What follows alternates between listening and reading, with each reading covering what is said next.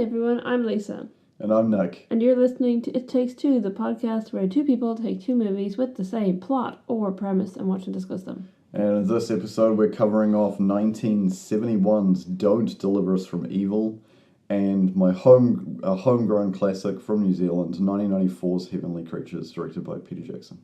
Yeah, so these are both about the Parker Hume murder case that happened in the 50s in Christchurch in New Zealand.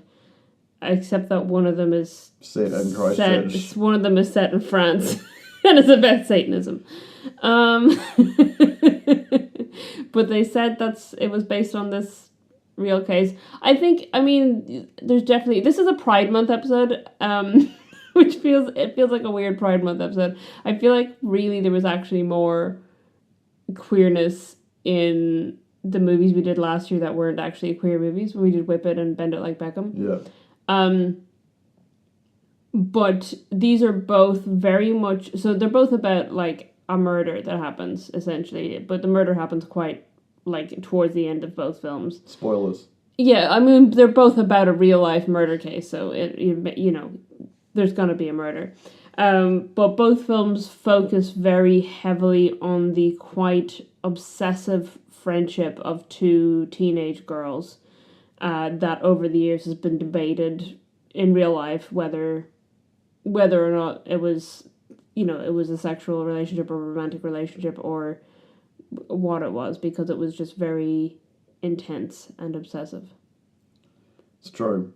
I will start off by saying that we should probably put in the fact there'll be some quite unsettling conversations that we'll have to have, because The French movie was incredibly upsetting in multiple ways. Yes. It's possibly the weirdest movie we've watched for this podcast. I feel like that can't be true, but it's Name a weirder movie. I mean, my mind always goes to The Evil Below. Fair. Which was both the worst and probably the weirdest that we've watched. I don't know. This movie. We've watched quite a lot of movies across a lot of genres. Yeah. None of them were upsetting as much as this one was. Old Boy, if you want to go for upsetting. Yeah, but that's like a classic. Yeah. This is obscurely I will say I enjoyed it. I feel like it was This is my surprised face. Okay. I feel like it was actually a better made film than I expected it to be. Oh yeah, it was really well made. Yeah, and I feel like there's other movies we've watched on the podcast that have just been really badly made. Yeah. So I was pleasantly surprised, because obviously it's the lower rated film. Heavenly Creatures was nominated for an Academy Award. It's a classic, as you said, very well known. It was the debut feature film of both Kate Winslet and Melanie Linsky, who are great actresses who I admire to this day. It was, and obviously an early project for Peter Jackson, who has gone on to make some films that we really love. So I think, I knew I've seen Heavenly Creatures as well. Yeah. But, so everything I knew about Heavenly Creatures was, this is a very good film. And then I knew that this other one was lower rated, not very well known, was banned in the country it was created in. Yeah, for good reason. And obviously very much changes the facts of the case that it's talking about. So I didn't have very high hopes for it, and I was pleasantly surprised by how well made the film is, and also how well performed it is. I feel like the two lead actresses are actually really good. Yeah. If they're disturbing you... There are some parts of the movie where I do not think anybody was actually acting. Starting off, I think, before getting too heavily into the plot of both of these movies and the way they're made, I think is probably at the forefront of my thoughts at the moment. Don't Deliver Us from Evil it didn't have the same sort of, there's a very... What's a nice way of putting this without sounding that I'm a nationalist? There are some ways that New Zealanders make movies because we don't have the budget and we don't have the scale for things, so we do things in a very, very low-tech, but high impact way. Mm. I think Peter tried to do that a little bit with the Hobbit trilogy, and I feel like some of the scenes in the Hobbit trilogy are jarring because he tried, like, you know, he was dealing with, like, cameras that, you know, most people would never be able to even afford to look at, let alone buy or rent, should I say, rather than look at. They are horribly expensive, and there's some jarring, like GoPro footage cut in between. And, like, I think the cinematography and the editing and the wardrobe and the costuming and the way they filmed it using archival footage from the era of Christchurch, the fact that they've used, like, very small amounts of locations, all works in benefit of Heavenly Creatures being such a classic movie and so well filmed. And filmed in the locations of the actual events. Like, on genuinely on location. Don't Deliver Us from Evil had some really confusing time skips. There was never really, like, a solid, I don't know how long this is taking place over, where you sort of have the time skips in Heavenly Creatures explained. Not in, like, a, now they're back at school, now it's the weekend kind of manner, but it was like... They put up dates and things, but I don't think you need to do that in film. I thought it was quite clear... When it's based on a true story, you kind of have to I guess, here we're starting, here's when they meet. They're definitely doing it in Heavenly Creatures as a, like, we're trying to follow the facts of these are the dates, that we have these diary entries, or that we know these events took place on. But I don't think that Don't Deliver Us from Evil suffers from not doing that. Like, I think it's clear that the full film takes place primarily over one summer. That we see them at school on, like, their last 2 weeks of school, and then they're on their summer break, and then they go back to school at the end of the movie, and that's when it ends. Like, so it very much is, like, this kind of tight time frame. And there's, like, jumps around in that, but it doesn't, like, massively skip time at any point. It's all just over a period of like... The parts that I was thinking about, it was sort of like them running around in the woods giggling, and then they'll be in school, but it'll be nighttime. And it's like, is this Monday? Like, was that Sunday? Like, because there's parts where it's like, but they go to Mass. That makes sense. It's a Sunday, they go to Mass. I didn't realise such a large percentage of France was Catholic until I looked it up. Makes sense. Because I don't think of French people being overly religious. Have you heard of a pretty famous French building called Notre Dame Cathedral? Yeah, but, like, Christ Church. It's called Christ Church. Yeah, you can't, like, hit the nail further on the head. The naming. I don't think it's super Catholic down there, though, right? It's like Anglican. Yeah, but that's more of the fact that we were colonised by England, which have their own church. Some call it the Church of England. I want to divorce my wife. New religion. I just feel like some of the film work in Don't Deliver Us from Evil is also a little bit unsettling, and it does lean more into the fact that it's a horror movie, but it's like almost horror for the audience rather than the people in the movie, because the people in the movie the girls definitely don't see it as a horror. Anna and Laura, who are the two main characters, Anna, who seems to be this, like, very obsessed. Both her and Malin-Levski's character are both, like, writing in their diary, and it always seems like she's setting up these horrible events to happen to Law, which is a definitely different tonal shift to Heavenly Creatures. Definitely feels like there was a massive budget difference. And, you know, there is almost 20 years between the two movies. But it was more than 20 years. Yeah. It definitely feels like, you know, how are we going to film the scene? Oh, let's just go ask the farmer if we could just, like, run around on his land for 20 minutes and, you know, be like, oh, cool, done. don't look out your window. We're going to be doing some weird stuff out here. Yeah, I don't think it's a high budget film, but I do think it's got good production value. Like, I think it doesn't feel cheap. No. It just feels like they took what they had and used it well. Yeah. Where I feel like Heavenly Creatures was more like a studio backing, well, it was Miramax. Yeah, because at that point, well, yeah, that's true, Miramax. Yeah. But I think even, Wingnut Films at that point were pretty well established, having done a few, like, horror comedies and things, It definitely seems to be, like, New Zealand culture. We're definitely heavily into the horror comedy sort of vibe from, the Peter Jackson's work. Frighteners always comes up because it's filmed around Wellington. Yeah, that is Peter Jackson. Yeah. I'm just saying, like, it's still him. Like, but it's not like mostly this one guy. Yeah. But then Taika Waititi, obviously, and he didn't do horror comedies, did he? I suppose if you count What We Do in the Shadows, as horror which comedy. then grew into. I wasn't thinking of that as horror comedy though, because it's much more on the comedy side. Yeah. I was thinking of things like Black Sheep, Housebound, Loop Track.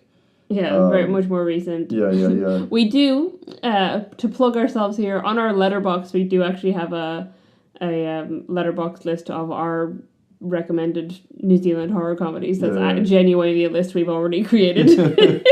Because this topic comes up a lot over here. Yeah, it's definitely like our vibe as New Zealanders.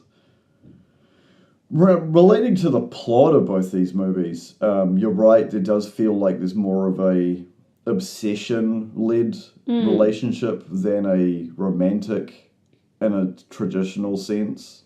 Not saying that, like, in this era when these movies were made,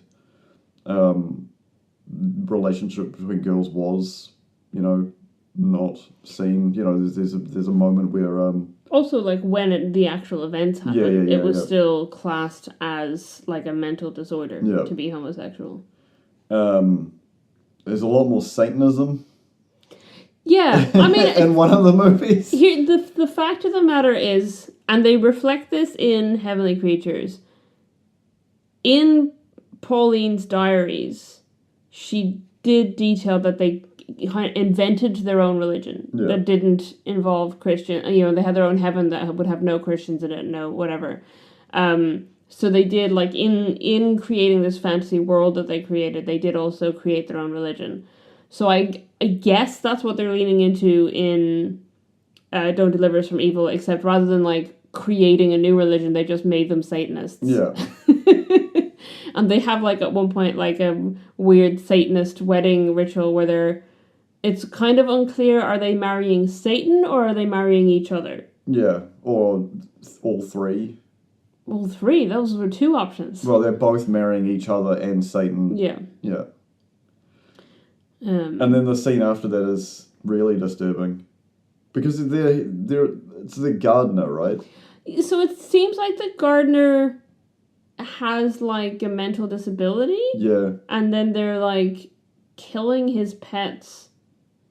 To torture him, but then get him to be, like, their Satanist priest, and he doesn't know what's happening. Yeah, then they try to drown him. They literally try to drown him. It's really strange. There's a lot of scenes in the movie that are just really bizarre. Yeah. I think, I mean, again, Heavenly Creatures did a lot more research. I will say that there have been other people who've done research into the Parker Hume case and have said that actually a lot of what Peter Jackson and Fran Walsh leaned on were the case made by someone on their team who had, like, come up with this defense case for them to plea insanity, essentially, which they had to do because the girls had already signed confessions before it went to trial, so they couldn't plead not guilty. They were not found insane and they were found guilty, but apparently a lot of, like, from other people's research, I haven't done, like, all the in-depth stuff myself, but from other people's research, a lot of what Peter Jackson and Fran Walsh have based their screenplay on are the arguments of this person who was trying to get them an insanity plea. Yeah. So to be taken with a grain of salt. But there is elements in what they have put together of the girls like doing kind of slowly escalating pranks or like getting into kind of cruelty, which obviously is taken to a much larger degree in Don't Deliver Us from Evil, where they, are trying to entice men into raping them and setting fire to a farm and killing animals. There's two scenes in it that I was just like, like I said, there are some scenes in here where I don't feel like the actors were acting, and it always happens to Law, which I feel like is like Anna's setup. Even though they're supposed to be like completely in love with each other, but in like a non-sexual way. They are very much like trying to tempt people, but then giving them the opportunity. It's such a weird. The farmer scene is so weird. When the gardener scene, the guy they end up trying to like actually murdering.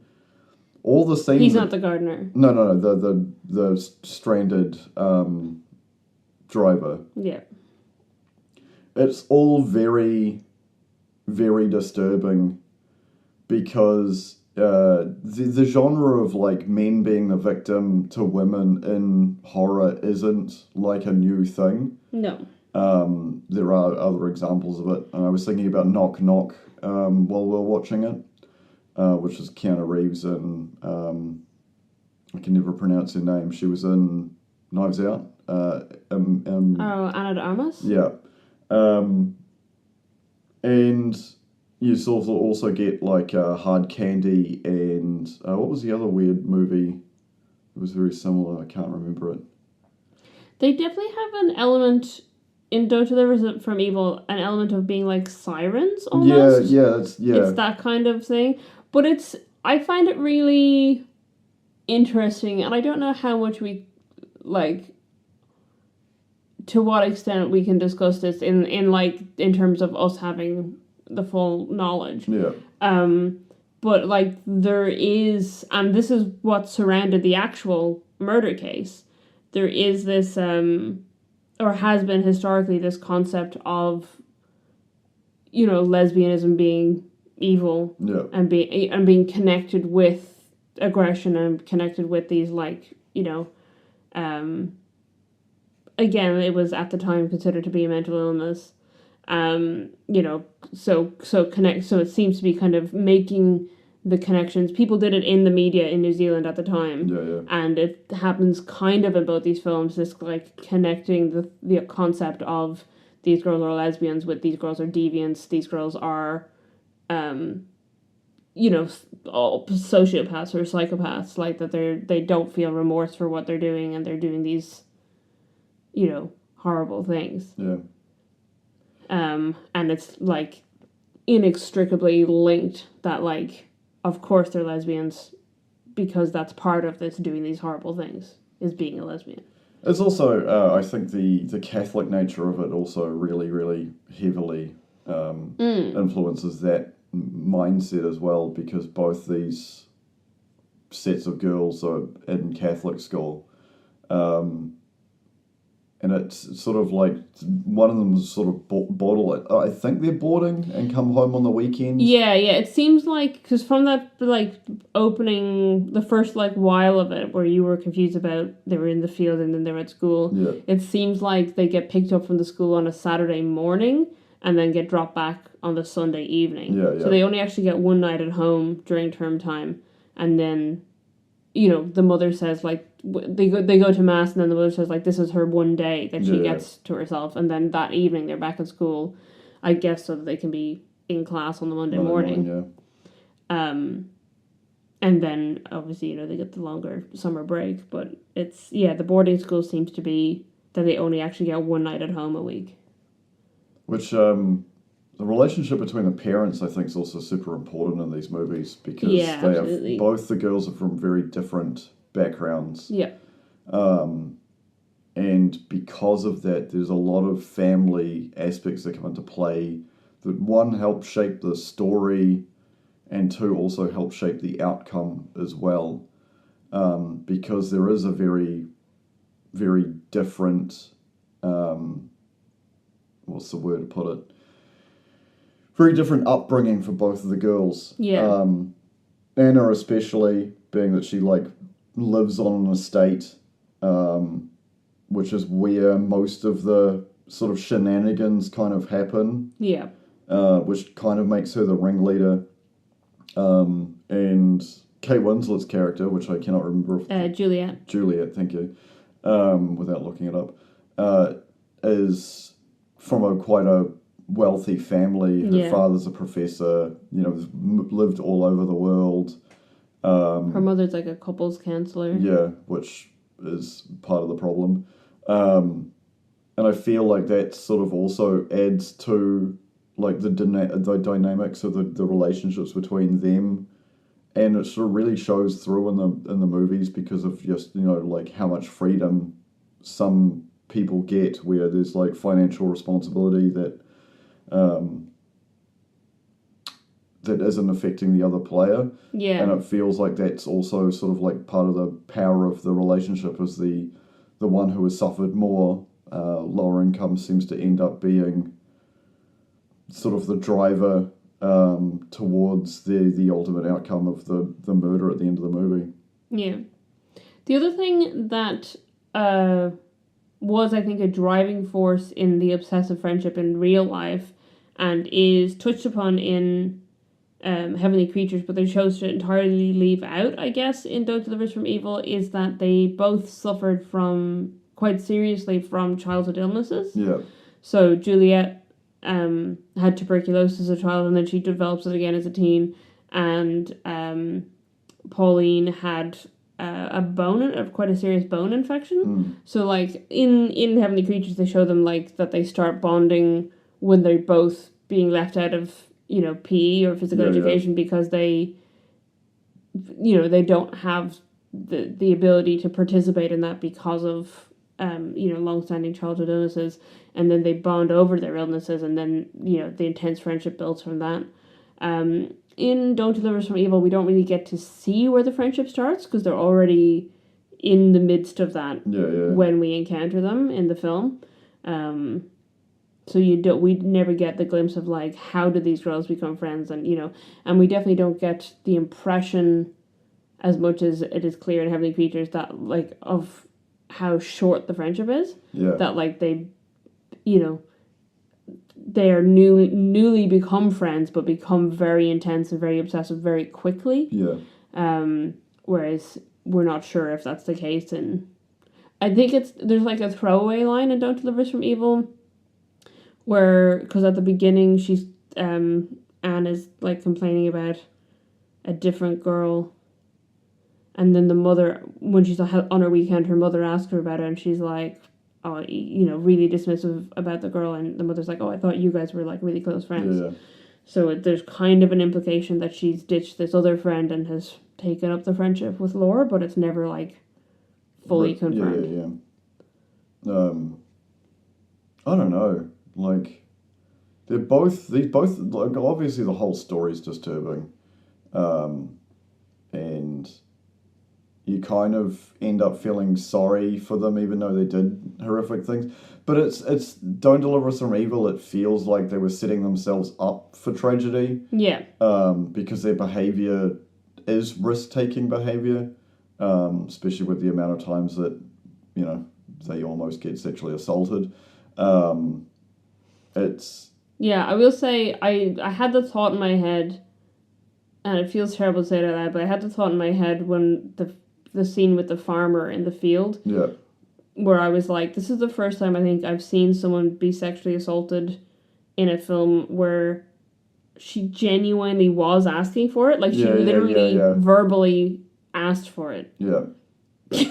And then they were trying to leave him high and dry and run off. Yeah. And then she got caught, and obviously it's not okay what was happening. But I was like, I mean, literally she did. But it's still not okay because she then, you get the consent to change your mind and say no. And she ran off, and then when you actually tried to grab her, she was saying no. So, not saying she deserved it, but I was like, wow. She literally did verbally ask. It's bizarre. Yeah, when I talk about the fact that like some of the scenes don't look like some of the characters are acting, it's definitely these scenes. I think the other one that got me is when after they like marry Satan. Yeah. And they push their gardener off the boat, and he starts like struggling, and he's trying to get back onto the boat, and they're like, there's like a menacing giggle they do the entire time. Yeah, there's a lot of giggling. And it's like, and it feels sort of almost Wicker Man-esque of like, haha, we know something you don't know. I definitely you're here as a human sacrifice. Yeah, I got a lot of Wicker Man vibes God, from I love the movie. that movie. Not the Nicolas Cage one, the real one. Yeah. Like, it's like pops into my head all the time of like, whenever I see it, like, related Wicker Man, I'm like, I love that movie, we should watch it again. Yeah, there's definitely some scenes in it where I was just like, these girls aren't acting, because like, the guy is literally trying to drown them, and then they go to this like a weird, like they almost become like fairy-like or fae-like, when they're like running through the woods, like Scooby-Doo style, between trees and giggling continuously, while he's either like trying to sexually assault them or just physically injure them because of what they're doing to him. Yeah. And then the constant like siren-esque teasing. There's some scenes in this movie you're just like, wow, like no wonder the reaction. Like it's yeah, so it was genuine. It was banned in France. And then they used that when it was released under an X rating in the UK, and they used that as the tagline. The French movie banned in France. Yeah. To as a marketing ploy, to get people along. Come see the French movie banned in France. Yeah, and there's a reason it's banned. It's just, there's so many scenes in both these movies that are like disturbing. I do wonder, because obviously they were trying in Heavenly Creatures to like base scenes on real things that happened as much as possible. And there is a scene in Heavenly Creatures where they're in the bush and they strip down to their underwear and they're frolicking through it, and they come across a farmer and they giggle and run away. And I was like, did that really happen? And that's what's inspired this entire French movie, because that's 90% of what they do in the French movie. Yeah, it's is get in their underwear and giggle at men. Yeah, it's very, very disturbing because they are so young. Like, I was gonna say, mentioned in Heavenly Creatures, she's like 14 and then 15. So when the actual murder took place in real life, Pauline was 16 and Juliet was 15. Right. So that's the age we're looking at for these girls in these movies. I think maybe they're supposed to be slightly older in Don't Deliver Us from Evil, but they're still school age. So at most they're like 17 and 18. Yeah. And even then, like, they're in a summer break and then going back for a new year of school. So they're at least, like, in the film they have at least 1 year of school left. Oh, that's disturbing. What is? The age of consent in 1945 in France was 15. It was 1954 is when the actual incident happened. It wasn't changed until like 2023. Or 2021, sorry. I definitely feel like there's a weird, ambiguous nature of all of it. There's a lot of narcissism tendencies and it's more outwardly forward in Deliver Us from Evil. But there is definitely like a fantasy element and sort of a, like, Kate Winslet's character, Juliet, sort of is, I wouldn't say given up.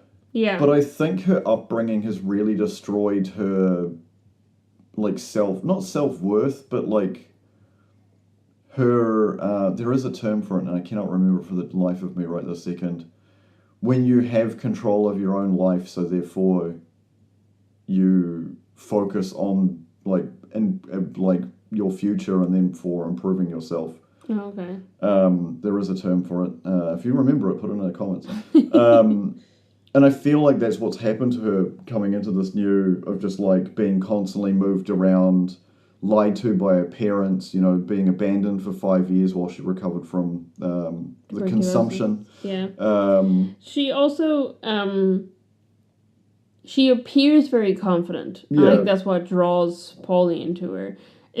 She is quite pretentious. She's quite well educated. And I think that comes read. from what the point I'm trying to make of the fact that because she is quite well educated, I just don't feel like she's sort of an accessory to her parents rather than her own individual person. Yeah. And because of that, that's why she's embraced this sort of like fantasy life, more heavenly. That was a slip. Than reality, and I think that's why the bond between these two girls happens, because you basically it's, you know, the Tyler Durden Jack sort of like relationship almost. Yeah.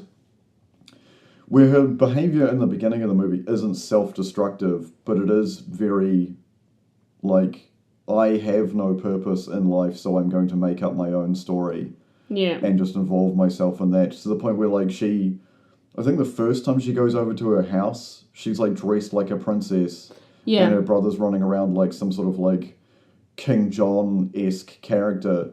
Because the costume they've given the boy reminds me of the lion from what movie is it? Is that Robin Hood? Robin Hood, yeah, the animated Robin Hood with the animals.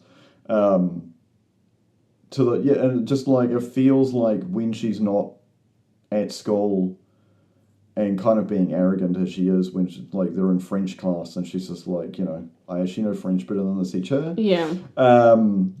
Honestly, it's that rebellious, such a teenage girl thing. It is, but it's that rebellious nature that like attracts the two of them together. The fact that Pauline is very much like a loner, who is disturbed. Like, it is quite clear she is not, you know, I feel like that, especially with like social media and the way the world is now, I feel like most people are that now. Like it's gotten, the worst is the wrong term, because I was definitely that kid as well, of just like, I know what it is like to lose so much that you lose focus on what everybody's trying to tell you to do. And because of that, you sort of go, well, you know, your life can be taken away so abruptly that what the hell's the point of trying? Yeah. And I feel like Pauline's character is like the antithesis of that, where Juliet is on the same sort of trauma has happened to her, but she's gone the opposite way of going, cool, instead of being broody and you know, silent, I'm going to be the most outlandish, a caricature of a human being I can possibly be, and go live in my own fantasy world when I'm not being interrupted. And I feel like Anna and Laura sort of come to this conclusion together with the whole like Satanism thing. Yeah.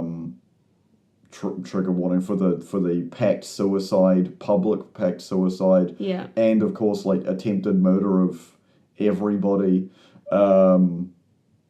It is definitely a different way of dealing with the trauma, and both, you know, it's all negative, like, don't get me wrong. I'm not trying to, you know, say that you give up on life. Instead of becoming mopey and sad and depressed, you should throw your life into, because it's like, that's what we do. That's what we do now. We watch movies, we listen to podcasts, we listen to music, we play video games. There are, you know, people, fantasy sports, D&D, card game, like, the whole thing is just like escapism. And I feel like it is commercialized these days, so you have so many different options, and it's, you know, billions of dollars worth of money generated every year from film, games, music, pornography as well, and you sort of have so much escapism. Like, I feel like there's going to be a pushback into like but there is, but it's all on social media. The like traditional lifestyle of like, but it's also glamorized. I was reading an interesting article. I've gotten into the Vagabond subreddit, which is about people publishing their own lives about being homeless, which feels very weird on the outside. But even like van life stuff, like people on social media are like glamorizing basically being homeless. And I can understand it from like trying to make money out of something, but like it's not cheap. Like, nothing's cheap these days. Like, you imagine trying to live out of a vehicle with the petrol prices they are at the moment. Like, you'd be like, oh, cool. Obviously, law enforcement, there's a lot of struggles everywhere. But, like, it's going back to, like, traditional family values, living off the land stuff is now becoming popular again. And I'm a victim of it because that's how I grew up. Not the traditional family values thing, because obviously a lonely child of parents who broke up when I was 2 years old. Law dump for you, for those people making the bingo card at home. It's going to be on the It Takes Two wiki. Yeah. And in episode 128, Nick mentioned. And like I have no ill feelings towards my parents because clearly they were terrible together. As I saw later in life between their relationship when, interacting with what was best for me.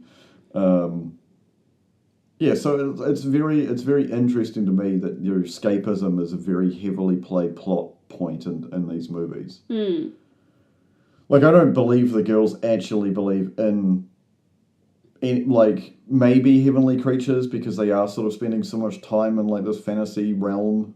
But also, like, because here's something I wanted to talk about, is that honestly, this is just what being a teenage girl feels like. I'm going to lure men into the woods. No, not that. I mean, I definitely knew people who probably thought that way.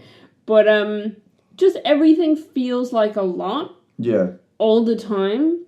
You're going through puberty, you're going through these changes in your body, changes in your hormones, you're constantly emotional. You feel like every male who is not your parents has become a predator. I mean, genuinely, I had friends who were being flashed at 12. Like it's, but like it's just like also you're coming out of childhood, and like I had like, because I was thinking about that when we were watching Heavenly Creatures, and obviously this movie has taken this moment in these women's lives and turned it into like, this is what they were all about, this is what they were obsessed with. And like if you like chip away at it, I was thinking, they're so convinced that their writing is going to be published, they're going to go to Hollywood, they're going to make a movie of it, these people they see the characters as in their mind are going to get cast in it and they're going to love it, and they're all, I did that. Absolutely. Yeah. I was writing shit. And, like, if I read it now, I'd be like, this is the garbage writing of a 12-year-old, or, whatever. But, like, I was filming my own... I was, like, convinced. I had, like, a whole made-up world that I made with my friends. And then we would, like, write... And then I was like, I'm going to write a novel about it. I wrote probably, like, 12 pages. I made a website for it, not that ever went online. I was, like, using a... .txt and HTML as that's the kind of 12-year-old I was. To like make my own website about this made up world I invented. But like, I got a camcorder and we filmed scenes from it, and I was like, this is it. This is like what our lives are going to be. Obviously not. We were like 13, 14 at that point. Like, but so are they in this. That's not who they are. And I mean, honestly, one of them did go on to be a novelist, so she wasn't wrong. But, she was more correct than I was about what I thought I was going to do in my life. You get a lot of time to do something when you're in jail, though. Yeah, that's true. Yeah. But you, like, everything, and it's probably a teenage in general. I can't speak to being a teenage boy. But definitely as a teenage girl, like, and as a preteen, I was very much in these imaginative worlds, inventing things, creating things, And, like, you do think, this is great, I'm gonna... Like, when I was, like, 17, me and a friend wrote, like, a script that I think we sent to Stephen Moffat. So, like, it was probably bananas. Yeah. But, like, at the time we were like, well, this is it, we're gonna make it big. You know, I think Christopher Paolini, who got like a multi-book deal and a film deal out of his writing just because his parents were publishers. And, like, reading the first book as a teenager, I'm like, this is so cool. And then, like, reading the second book, I was like, it's kind of shit, actually. You're talking about Aragon. Yeah, Aragon, yeah. The Aragon series. You know, and, like, I loved if I read the first book now, I'd probably think it was garbage because it was written by, like, a 17-year-old whose parents were publishers, and that's how he got this whole deal. But, like, if my parents were publishers, the bullshit I wrote as a teenager might be out there, you know? Yeah. It also comes down to where you're writing leads, because I always go back to the Expanse series as being a really interesting example of where writing can lead you. Because they basically, the two guys who wrote the series, because they were under one writing name, which I only found out recently when I was looking up their new book. I keep getting recommended their new book. They were writing a game, like a tabletop game. Right. And their friends who played it were like, this is way more in depth than, like, anything else. You should just, like, put this into a book. Yeah. And then they did.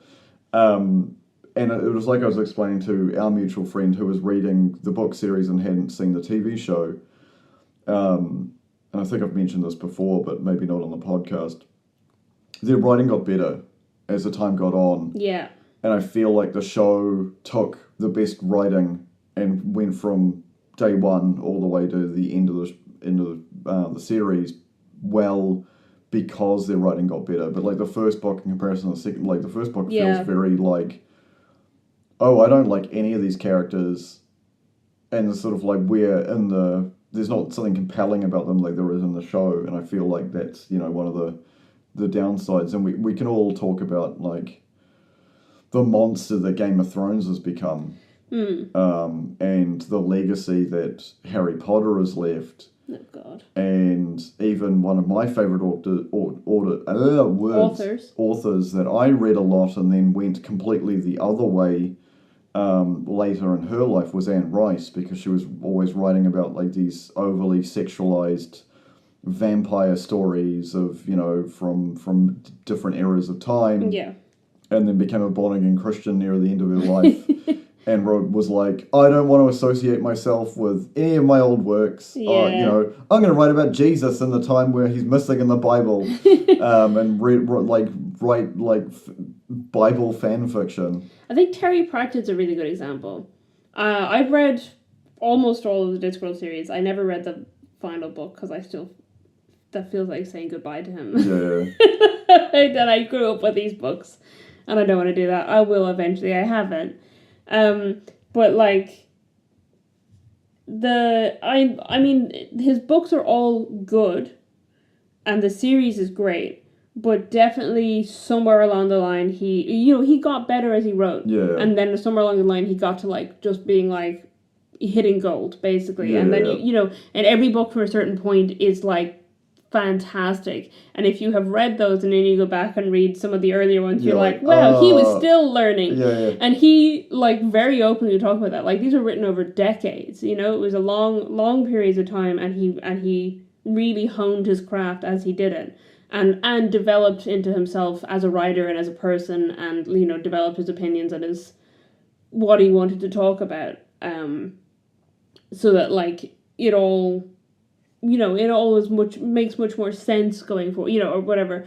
But the other thing is that, like, because it's a series, there's characters that start off, you know, in these books where they're not very well developed, and then because he got better and better and was writing the same characters, suddenly the characters you become so much more invested.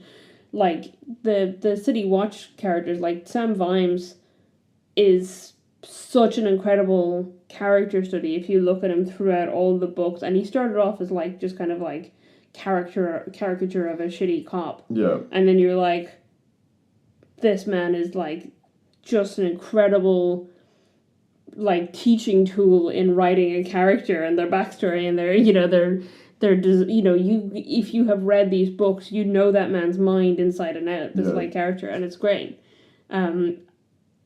But I feel like we've gone on a huge tangent. No, yeah, we have. It is very relevant because, the story of the murder is from what we've taken away from the diaries of one of the murderers. Yeah. It's all from the Diary of a Teenage Girl. Yeah, and you can understand how, like, the obsession and, you're writing something, you're sort of pouring your heart out into it, you sort of end up to the point, like, I've always wondered because I've never been a diary person. Yeah. I've never understood who it's for. Well, this is the thing, we were talking about this while we were watching the movie, because there was, like, a line in that Melanie Linsky reads out from the diary that I was like, that's literally what my diary sounded like when I was younger. I made shit up in my diary. Yeah. If someone, like, took my diary as a teenager to use as evidence in a trial, like, they would think, like, you can't be like, this is fact. You know what I mean? This was shit I made up to sound dramatic because I felt dramatic, because everything feels dramatic when you're that age. And in my head I was like, a historian is going to find this and read this, which is so stupid. But, like, I was a teenager. Or, I think I started thinking that when I was, like, 11 or something. And then I just kept it. And then, like, so my diary was super pretentious. Not entirely invented, but very heavily embellished if there was truth in it. And then invented shit. And it was very much, like, me presenting what I thought, would make me seem interesting enough for someone who started reading this, for some historian who discovered this in my, fucking house in Dublin, who would read this and then be like, oh, this is a really interesting story of the struggles of this child who had no fucking struggles. I had a happy... I was in a happy household with a family that I still talk to, a family who came to New Zealand to visit me recently, you know what I mean? We're fine. And I wrote about, like, this garbage. I can't think of, like, specific examples, but I remember it, like, vividly writing, this nonsense. And I don't know, if 14-year-old Pauline Parker / Reaper was writing facts, or if she was as clearly a very creative person who had this, vivid imagination and these worlds she was building with her friend. Why do we assume her diary is factual? Yeah. Talking of facts, do you want to move on to some trivia? Yeah, I can move on to trivia. Oh, there was one other thing I wanted to talk about, just because this is a Pride episode. Right. Which is not on the... Obviously, there's, we've talked about the kind of, is there not lesbianism in these? But the thing that really struck me watching Heavenly Creatures, trying to think from a queer lens, was names. Because they're just constantly changing their names. Yeah. So I just wanted to touch on that because I think it's really important. I don't think there was any of this in Don't Deliver Us from Evil. I think they just went by Anne and Laura the whole time. In Heavenly Creatures, so the characters are Pauline Reaper and Juliet Hume. Yeah. Right? And then right from the outset, the first time we're introduced to Juliet is in a French class where they've gotten to choose new names for themselves. Yeah. So then they're going by Antoinette and Paulette. Yeah. So I thought it was interesting that, like, right from the get-go, or introduce these characters as under names that they're choosing that aren't the names that they've been given. And then they call each other Julie and Paul. Yeah. And then, obviously Juliet's family do call her Juliet, but Pauline's family call her Yvonne, which is her middle name. Yeah. And then they... Pauline calls Juliet. She calls her Julie, and then she calls her Julieta. And then they start referring to each other by names of these characters they've invented who are married. Yeah. Who are Deborah and Charles. Mm. And then they create so Juliet is Deborah, who is this queen of this world, and she stays in that character when they go into that world. Yeah. But Pauline doesn't become Charles; she becomes a whole new character that they call Gina. So throughout the film, they like transition into calling each other these different names. So by the end of the film, they're exclusively calling each other Deborah and Gina. Yeah. And their families are calling them Juliet and Yvonne. And it's very, I just find it very interesting, and it is, to me, it feels queer-coded, but maybe that's not what they're going for, that they're choosing these new identities for themselves, they're choosing these new names, which they know each other by, that are not how the world sees them, but it's how they see each other. Yeah. But then, interestingly as well,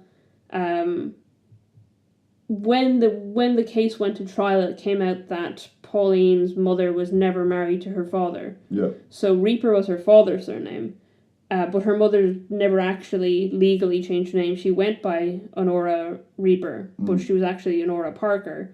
So then they always referred to Pauline as Pauline Parker going forward once that came out. So in the whole way through the trial process, instead of being Pauline Reaper, she was Pauline Parker. And then they also both the girls in real life, when they got out of prison, adopted new identities and went by new names. Right. So Pauline Reaper became Pauline Parker and then became Hilary Nathan. Mm. And Juliet Hume became Anne Perry, who is a very successful... Oh, she passed away recently, actually, but she was a very successful novelist. She wrote over 100 novels published. And it didn't come out that she was Juliet Hume until after the release of Heavenly Creatures. Right. In the 90s. So from, the late 50s, she was living under this assumed identity and became a successful novelist and published, like I said, over 100 novels. And it didn't come out until journalists tried to hunt down where the girls were now after the film came out and went, holy shit, this really well-known murder mystery novelist is in fact, one of the perpetrators in this famous murder case. That's anyway. fun. Just interesting, because there is so much, there's so much in queerness and in queer society around names and choosing names and having your chosen name versus your given name or your dead name. So I thought it was very interesting the extent to which they kind of reinvented themselves under these new names, both in the film and then also in real life. Yeah. Even if it's still keeping, except for when Pauline is Paul or Charles. Juliet always has a female name. And then Pauline occasionally is given a male name by Juliet, which is interesting. Anyway. Trivia. Into trivia. Don't Deliver Us from Evil. I said, I took that thing, obviously, that was based on the Parker Hill case very loosely. And, neither of them were Satanists in real life. In fact, one of them, I think Pauline went on to become a Roman Catholic, and Juliet became a devout Mormon. It could have been the other way around, but either way, one of them became Catholic, one of them became very devout Mormon. Right. And then I already mentioned that the controversy was used in British marketing campaign to advertise it as the French film banned in France.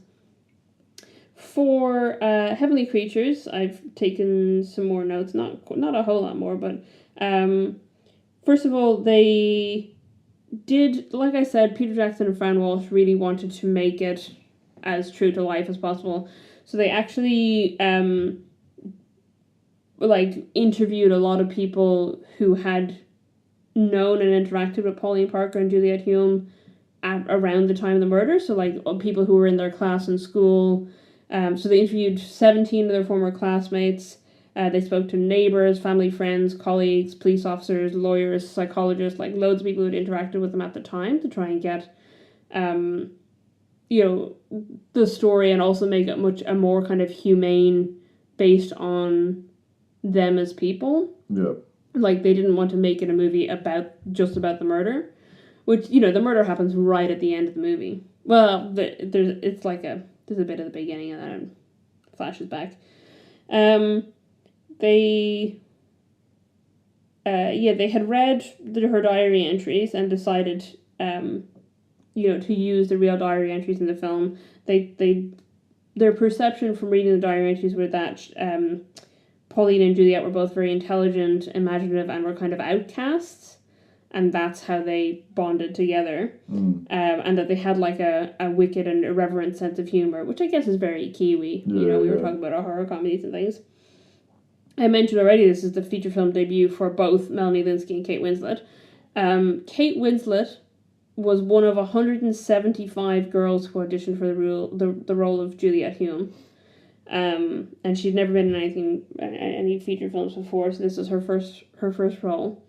Melanie Lynskey was cast. They did a search through all of New Zealand.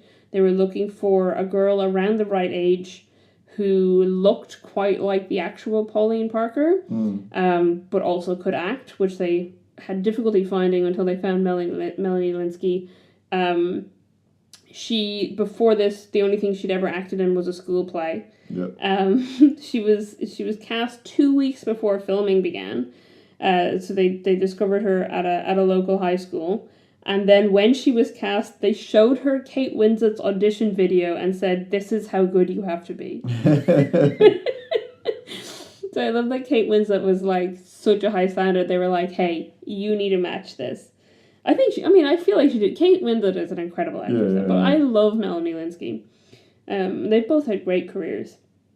I mentioned, yes. So that Juliette Hume is now Anne Perry, and her identity wasn't revealed until the film was released. They weren't able to track Pauline Parker at that point, but then a few years later, she was finally traced down to English. She had moved to England, assumed the name of Hilary Nathan. She'd become a devout Catholic, and she was running a children's writing school and devoting her life to taking care of disabled children, essentially. Yeah. And then I also just took down a thing that until 1973, homosexuality was considered a mental disorder, and it was associated with deviant behavior, including but not limited to murder. And then because of the closeness of their friendship, there was a lot of speculation about whether or not they were lesbians. They asked Juliette Hume during the trial if her and Pauline had sex, and she said, "How could we? We're both women." Right. And when Anne Perry was tracked down after the making of the film, and it was revealed who she was, people have asked her, since then, did they have a sexual relationship, and she's always insisted that they didn't. The other thing I took down was just the ages, because I mentioned already that the actual Pauline at the time of the murder was 16 and Juliette was 15. In terms of the actors' ages, during filming, so Melanie Lynskey was 15 and turned 16 on set, and Kate Winslet was 17 throughout filming. For Don't Deliver Us From Evil, I don't know when exactly it was filmed. I don't have the dates, but Jeanne Goupil, who played Anne, turned 21 the day before the film premiered. Right. And Laura's actress, Catherine Wagoner, was 19 when the film premiered. So probably they were 18 and 20 when filming. Right. So there were, people close to the actual age of the actual people. because I thought that would be interesting to look at. I like that they cast two teenagers around the right age for Heavenly Creatures, which was obviously supposed to be quite realistic. Mm. And also they just went to like a bunch of New Zealand high schools to try and find a girl who looked like her and could act. Yeah. Whereas for Juliet, obviously they could cast the net a bit wider because she's, supposed to be someone who's come over from England and has lived in quite a few places. So anyway. Anything else you wanted to talk about? No, not really. I think we covered off all the bases. This is not like quick. Neither of these films are a very quick, what are we going to watch with dinner kind of movies. Nice Saturday afternoon movies. Neither of these are very much that. Do you think they were a good pick for a Pride Month episode? 100%. Okay. Because it's, regardless of the... It's the two against the world kind of thing, not the same sort of... I feel like, as you said at the beginning, that the movies we covered this time last year were definitely more than these. I think what we need to consider is that, yes, they're about this very obsessive friendship. I don't think you could consider these to be like romantic movies in any way. Definitely not. And I don't think they're about a romantic relationship. But there is an element, obviously, there's a lot of speculation about the real case, about whether there was, they were lesbians, or whether there was like an element of queerness. But even outside of that, the fact that there's these two girls who are quite different from everyone around them, view themselves as quite different from everyone around them, and view themselves as kind of outcasts, but feel this bond together. Honestly, I had friendships like that as a teenager that, like, years later we both came out and it was like, I wonder, is this, finding out that, like, because I had a friend who I haven't spoken to in years at this point, so I highly doubt they listen to the podcast, but if they do, I don't think they mind me saying this. I had a friend who I was really, really close to as a teen, and like that, we both felt like there was a connection between us that we weren't getting in our other friendships. Like, we were, when you hit this point of, like, puberty and teenage, beginning of your teenage years, and you start to drift away from friends, be like, oh, actually, I feel like I have less and less in common with these people that I, like, bonded to in childhood. Who are all still sticking together somehow, but I feel different and I can't express how I'm different or why I'm different. And then, I had this other person who I just got on really well with, and we felt like we were weird in the same ways. And we were, like, very, very close. And one of the things we joked about at that time was that, this person who at the time was identifying as male, which is a spoiler for what I'm going to say in a minute, that, like, I was like, oh, if I ever get married, you'll be my maid of honor and I'll be your best man. Yeah. And then the fact that, like, years later it's like, oh, wait a second. Yeah. and then when I reconnected with that person briefly, I was like, oh, they're now identifying as female and going by a female name, and it's like, okay, that makes a lot of sense to me. And I'm a whatever. I'm a gonzo. That, like, I kind of go, oh, there was, I didn't understand that in myself at that time. But there was obviously something that drew us together and connected us. And I feel like you could absolutely read these friendships in this way. That, like, even if it's not that they were lesbians or that they were in love or that they had, like, a romantic or sexual relationship, like, there was something that they felt was different about them that drew them together and made that close bond. And yes, in this case, it became very obsessive and unhealthy. But, like, there's definitely an element you can read into that of queerness. Especially, I feel like the most queer thing that happens in either of these films is the fact that Pauline gets called Paul and Charles on a regular basis, and is, like, quite happy with being called Charles. and equally as happy being called Charles as Gina. You know, doesn't want to be called Yvonne, doesn't want to be called Pauline, wants a separate identity. And that feels much more of an essence of queerness to me than the actual, like, relationship, if that makes sense. Yes.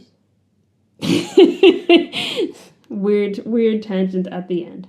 Anyway, if any of that is just connected with you, go to our website, ittakes2.co.nz. You can share our Where to Start page with a friend. Just, you know, unsolicited, just link. We do have a best of our LGBTQ episodes in that Where to Start page. Yep. If you want to listen to more queer episodes. And thank you for joining us for this episode. We'll catch you next time. Goodbye. Bye.